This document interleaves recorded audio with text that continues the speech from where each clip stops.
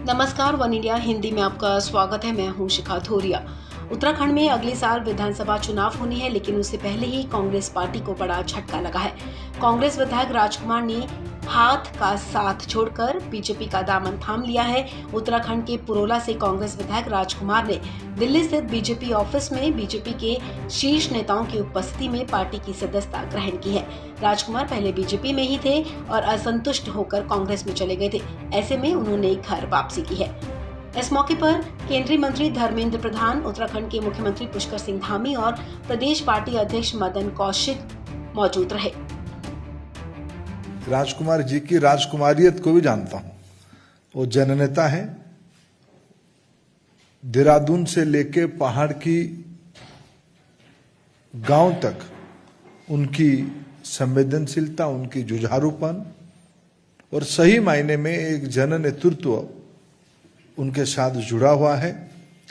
जैसे आदरणीय धामी जी और कौशिक जी ने उनके बारे में वर्णन किया और प्रधानमंत्री नरेंद्र मोदी जी की विशेष लगाव देवभूमि के साथ है। आने वाले चुनाव में हम फिर डबल इंजन की सरकार दिल्ली और देहरादून दोनों जगह पे मोदी जी की नेतृत्व में और पुष्कर धामी जी की नेतृत्व में हम चुनाव वहां जीतेंगे।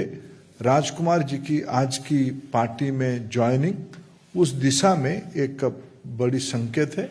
मैं पार्टी में राजकुमार जी को स्वागत करता हूं। उत्तराखंड के मुख्यमंत्री पुष्कर सिंह धामी ने भी राजकुमार का पार्टी में स्वागत करते हुए उन्हें शुभकामनाएं दी हैं। वहीं कांग्रेस छोड़ बीजेपी में शामिल होने वाले राजकुमार ने कहा कि बीजेपी की नीतियों से प्रभावित होकर उन्होंने पार्टी ज्वाइन की है। आप 2007 में देहरादून की सहसपुर विधानसभा से विधायक थे और अभी वर्तमान में आप पुरोला विधानसभा से विधायक हैं और आपने हमेशा, मैंने देखा है, शोषितों के बीच में, दलितों के बीच में, वंचितों के बीच में, गरीब लोगों के लिए आप हमेशा संघर्षशील रहे हैं।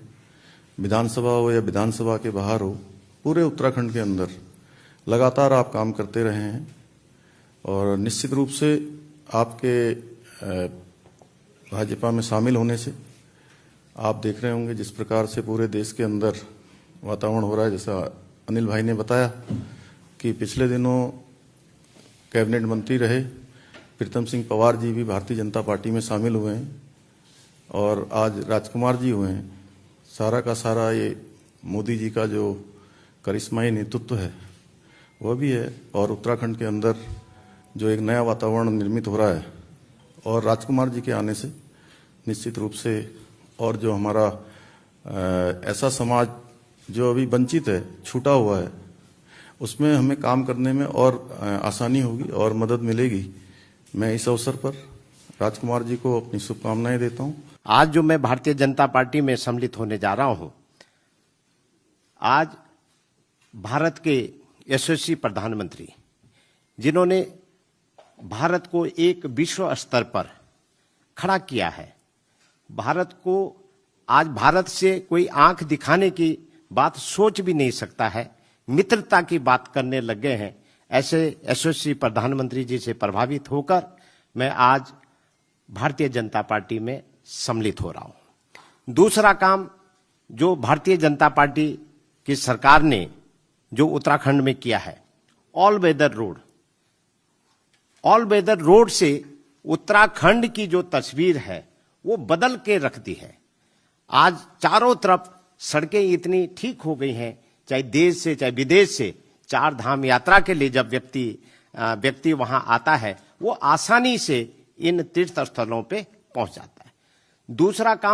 तीसरा काम जो भारतीय जनता पार्टी की सरकार ने किया है, कोविड काल में जो गरीबों को साल भर राशन दिया है, वो एक बहुत पुण्य का काम हुआ है। और जितने भी स्वास्थ्य के क्षेत्र में जितनी सुविधा सरकार की तरफ से, राज्य सरकार की तरफ से और केंद्र सरकार की तरफ से मिलनी चाहिए थे, उससे हटकर वो उत्तराखंड की जनता की सेवा की है। और चौथा काम जो उत्तराखंड भारत सरकार ने किया है, भारतीय जनता पार्टी की सरकार ने जो किया है, वो उत्तराखंड में जो पहाड़ में रेल रेल का जो मार्ग प्रशस्त किया है, ये सबसे महत्वपूर्ण काम जो भारतीय जनता पार्टी सरकार ने की है। इसके लिए मैं भारतीय जनता पार्टी सरकार को और आदरणीय प्रधानमंत्री जी को मैं नमस्कार करता हूं। बीजेपी में शामिल होने वाले राजकुमार की बात करें तो उनका परिवार कांग्रेस से लंबे समय से जुड़ा रहा है। राजकुमार के पिता पतिदास ने उत्तराखंड के उत्तरकाशी से 1985 में कांग्रेस के टिकट पर चुनाव लड़ा था, लेकिन वो चुनाव हार गए थे। राजकुमार छात्र राजनीति में सक्रिय नहीं थे। साल 2007 में वो सहसपुर सीट से बीजेपी के टिकट पर चुनाव लड़े थे। उस वक्त ये सीट आरक्षित थी, लेकिन सीट सामान्य होने के बाद 2012 में वो पुरोला सीट से निर्दलीय उम्मीदवार थे। हालांकि इस चुनाव में उन्हें हार का सामना करना पड़ा था। बीजेपी उम्मीदवार मालचंद ने उन्हें मात दी थी, लेकिन 2017 में राजकुमार ने पुरोला से कांग्रेस टिकट पर चुनाव लड़ा था और इस बार उन्होंने चुनाव में जीत दर्ज की थी। इस खबर में फिलहाल इतना ही। तमाम अपडेट्स के लिए आप बने रहिए वन इंडिया हिंदी के साथ।